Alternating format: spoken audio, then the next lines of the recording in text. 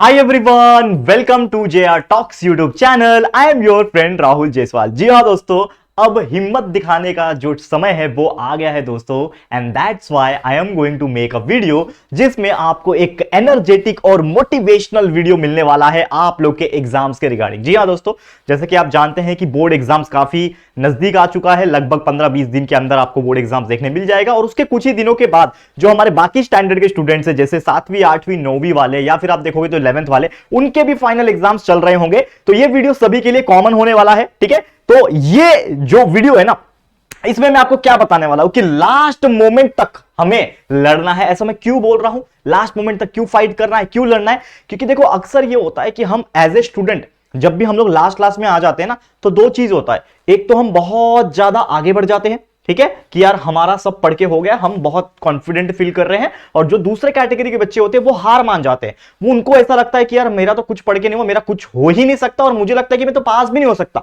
ऐसी चीजें आने लगती है उनके मन में। तो मैं आपको बता दूं दोस्तों कि अगर हम सभी लोग ऐसे ही हार मान के बैठ जाएंगे तो दुनिया में ना कभी भी कोई तरक्की नहीं हो पाएगी। दुनिया में कोई जो इंसानियत है ना, वो आगे नहीं बढ़ पाएगी। लोग बहुत ज्यादा अच्छी तरीके से काम नहीं कर पाएंगे। तो ये सभी चीज के लिए हमें एक चीज सीखना पड़ेगा, जो कि है दोस्तों नेवर गिव अप का एटीट्यूड। जी हां दोस्तों, याद करो वो दिन कि जब आपने 5वीं पास किया होगा। याद करो वो दिन कि जब आप 6 स्टैंडर्ड में रहे होंगे और सोचा होगा कि यार ये फाइनल एग्जाम कितना हार्ड है। तो यार आप तो आज 10वीं में हो, आज 9वीं में हो, 11वीं में हो, बाकी स्टैंडर्ड में हो। तो यार ये कोई बहुत बड़ा चीज नहीं है। जैसे बाकी चीज भी निकल गई, तो ये भी लाइफ का एक मामूली सा हिस्सा है, वो भी निकल जाएगा चुटकी बजाते हुए, ठीक है। तो कुछ बातों का ख्याल रखना है। स्पेशली टारगेट मैं 10th स्टैंडर्ड को कर रहा हूं, क्योंकि ज्यादातर बच्चे 10th स्टैंडर्ड के हमें देखते हैं। तो 10th स्टैंडर्ड के बच्चों को टारगेट कर रहा हूं, लेकिन इसके अलावा हर एक बच्चा भी ये वीडियो देख सकता है। उन सभी के फाइनल एग्जाम को आप कंसीडर कर सकते हो। जैसे सबसे पहला पॉइंट अगर मैं बात करूं, जैसा कि आप जानते होंगे कि हमारा जो एजुकेशन है इसमें बहुत सारे सब्जेक्ट्स है। अगर आप महाराष्ट्र बोर्ड से बिलोंग करते हो तो आपको साइंस है, दो साइंस है, साइंस 1 साइंस 2 है, मैथ्स 1 मैथ्स 2 है, उसके अलावा हिस्ट्री सिविक्स है, पॉलिटिकल साइंस है, ज्योग्राफी है, इंग्लिश है, हिंदी है, मराठी, कई सारे सब्जेक्ट्स। तो इतना ज्यादा क्या है हम पे बोझ आया हुआ है, क्या है, क्वांटिटी है। अब क्वांटिटीज के हिसाब से देखा जाए तो इतने सारे सब्जेक्ट्स में इतने सारे चैप्टर भी है, किसी के 10 चैप्टर है, किसी के 15 चैप्टर है, मतलब बहुत ज्यादा पढ़ना पड़ता है। तो सबसे पहली बात, एज ए स्टूडेंट हम हमेशा से ये सोचते हैं कि हमें 100% पढ़ना है। लेकिन अब ये जो समय आ गया है लास्ट का, इसमें आपको एक चीज डिसाइड करना पड़ेगा कि क्या मेरा 100% पढ़ के हो पाएगा क्या। रियलिटी देखो, कोई शर्म की बात नहीं है। अगर मुझे ऐसा लग रहा है कि यार मेरा तो 90% भी पढ़ के नहीं होगा, 70-80% हो जाए, मेरे लिए बहुत बड़ी बात है। तो ये बहुत अच्छी बात है अगर मैं बोलूं, ठीक है। क्योंकि अगर आप लोग क्वांटिटी के पीछे भागोगे तो आपका क्वालिटी खराब हो जाएगा। इसका मतलब यह है कि always prefer quality over the quantity. इसका मतलब क्या है, समझाता हूं, समझ लो। आपका एक चैप्टर है, एक सब्जेक्ट है साइंस का, उसमें 10 चैप्टर है मान लो। अब 10 के 10 चैप्टर आपको याद नहीं है, ठीक है, और लगभग समझ लो 15 दिन बाकी है। और 15 दिन में सिर्फ आप साइंस तो पढ़ने नहीं वाले, हर एक सब्जेक्ट पढ़ोगे। तो ओवरऑल अगर बात करूं 15 दिन के लिए 9 सब्जेक्ट के हिसाब से, मतलब आपको 1 या सवा दिन, 1-1.5 दिन मिल रहा है। 1-1.5 दिन ओनली मिल रहा है आपको एक सब्जेक्ट के पीछे। ये तो आप रिवीजन में दे दोगे,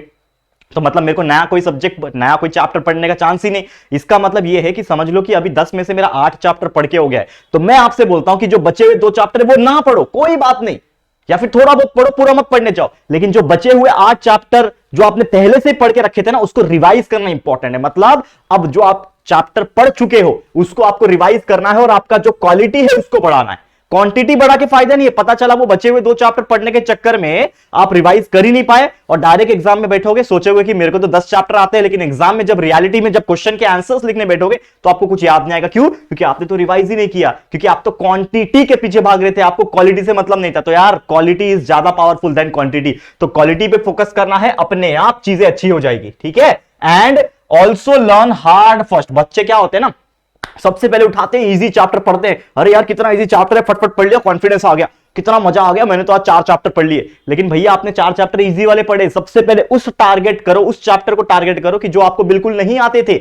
स्टार्टिंग में जब पढ़ाई करोगे, लर्निंग करोगे, तो आपको जो चैप्टर नहीं आते थे उसके ऊपर फोकस करो, जिद करो कि यार ये कौन सा बहुत बड़ा चैप्टर हो गया, बाकी की मैंने स्टैंडर्ड पास कर लिया, ये कौन सा बहुत बड़ा है क्या, रॉकेट साइंस हो गया क्या कोई बहुत बड़ा, क्यों नहीं करूंगा मैं, बाकी लोग भी तो कर ही लेते हैं तो मैं भी करके दिखाऊंगा। तो मैं भी करूंगा, हार नहीं मानूंगा, ये चैप्टर को मैं भी पीछे नहीं छोड़ूंगा। लोग बोलते हैं ना कि यार पता नहीं ये टॉप कैसे कर लेता है हर बार, ये मुझे तो समझ में नहीं आता। अरे यार रॉकेट साइंस छोड़िए, उसमें आप कोशिश तो करो, हो सकता है आपको भी समझ में आ जाए।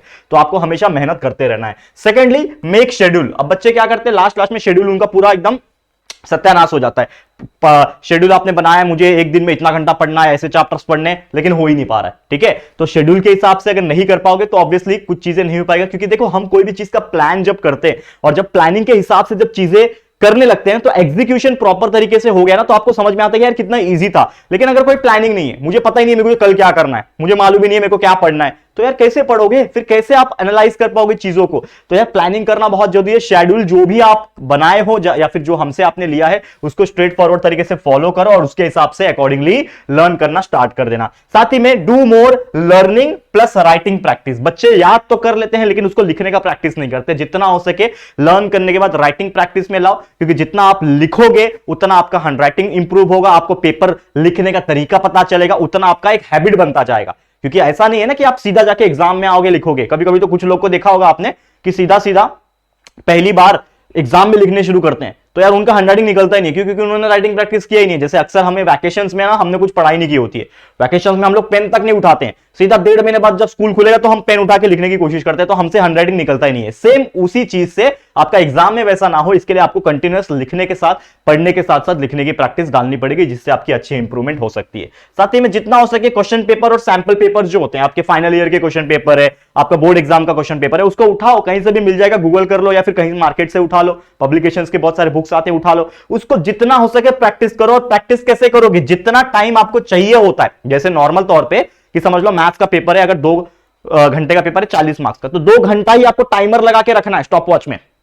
ठीक है, और 2 घंटे में पेपर कंप्लीट करने की कोशिश करना है। मतलब मान के चलना है कि हम रियल एग्जाम देने जा रहे हैं या फिर रियल एग्जाम दे रहे हैं, ये अपने आप घर पे कर सकते हो, घर पे बैठ के। और जब पेपर कंप्लीट हो जाए, वो पेपर को उठाओ, जहां से सॉल्यूशन आपने देखा था वो सॉल्यूशन देखो और कंपेयर करो कि क्या क्या गलती की आपने। यानी कि आपको क्या करना है, आपका खुद का एक एनालिसिस करना है।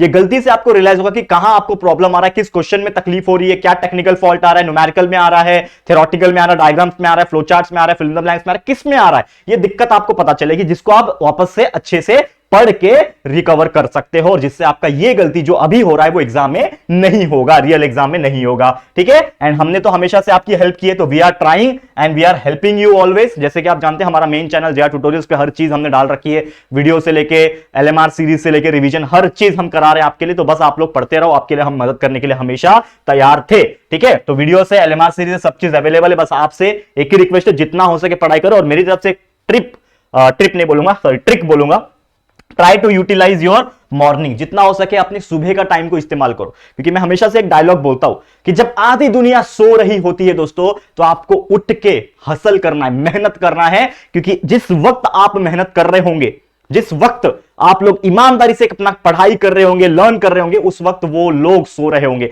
तो ऑटोमेटिकली उनसे आप आगे निकल जाओगे। ये करके देखना, लगभग 4 बजे उठ जाओ, 3 बजे उठ जाओ, 5 बजे उठ जाओ, जो भी मर्जी आपके, जितना पढ़ना है आपको, सुबह का टाइम पढ़ो, फ्रेश माइंडसेट पढ़ो, तो आपका दिमाग बहुत अच्छी तरीके से रिस्पॉन्ड करेगा, लर्निंग ज्यादा इंप्रूव हो जाएगी और आपको पता भी नहीं चलेगा कि यार मैंने तो पढ़ लिया और अभी तो 6 ही बज रहे, मैंने तो 3 घंटा पढ़ाई कर लिया, अभी तो दिन की शुरुआत तो अब हो रही है। बाकी लोग तब सो के उठ रहे होंगे जब आपने 4 घंटा एक्स्ट्रा पढ़ाई करके रखी है। तो ये चीज से ही आप आगे निकलोगे और जितना हो सके उतना आप आगे बढ़ते जाओगे और आपके मार्क्स भी इंप्रूव होते जाएंगे। तो जरूर से ये चीज करके देखना, बहुत ज्यादा हेल्प होगा आपको। तो यही थे मेरी तरफ से कुछ पॉइंट्स जो उम्मीद करता हूं आपके लिए बहुत ज्यादा हेल्पफुल रहेंगे। इसी के साथ ये वीडियो को एंड करता हूं, लेकिन ऐसे कई सारे टॉपिक्स हम डाल रहे हैं इस चैनल के ऊपर, तो प्लीज इस चैनल को सपोर्ट करना। न्यू चैनल है, लेकिन आपके प्यार और सपोर्ट के कारण हम यहां पे आ गए हैं 100K तक।